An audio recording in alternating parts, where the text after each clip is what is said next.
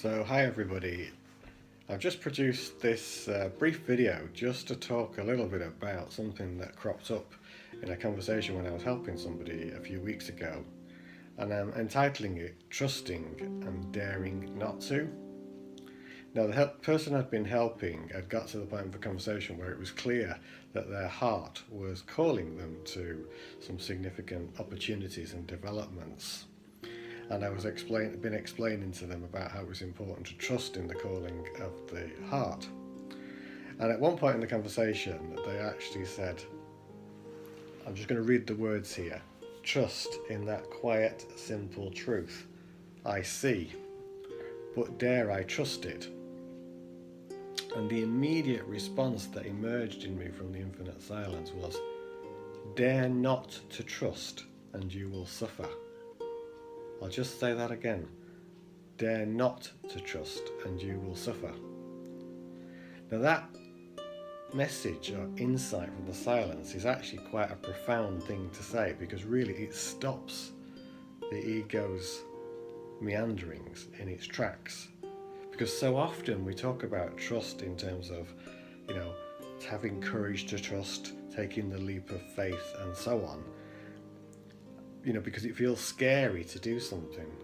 But had you thought of it in this context, actually not trusting in your heart is a dare in itself. It's actually a monumental dare that most of us have been taking for most of our lives. Daring not to trust in our hearts, the calling of the soul, the spirit, the silence, your ultimate truth.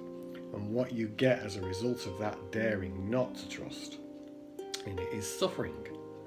You suffer from all sorts of different things, emotions, pain, all sorts of things going wrong in your life because you're listening to this and not following the calling of your heart and soul. So this daring I've been talking about, daring not to trust in your heart and soul, is actually causing you all sorts of problems, and it's a monumental dare. And you've been following this most likely for most of your life.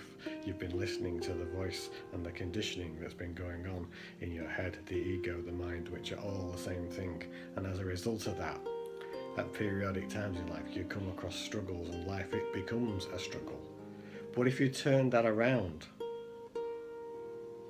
and actually trusted, and not seeing that as the dare, but seeing the dare as the not trusting, which is what you have been doing, then the trusting becomes a simpler process. Thinking, actually, if I do open into the possibility of trusting what my heart's calling me to, actually life may be more graceful, more simple, more truthful, more authentically me, more in line with who I really am. Yes, now because you've been following the conditioned thinking for so long, it may be that there's some sort of pain to go through, some little issues to get through as you step into that process of trust. But if you witness those from the space of the silent, you'll move beyond that much more quickly, and you'll move into a place of trust. And you'll start to realize something that's profoundly important, what I call the highest form of trust. And that highest form of trust is not having to trust at all. Yes, not having to trust at all. It's a knowing and an experiencing of the divine essence within you, that inner calling, that inner knowing. If you listen, you'll notice that that's already there. It hasn't gone anywhere, it's just that you've not been listening. So, going back to the title of this short video, trusting and daring not to. Dare you not trust your heart and soul?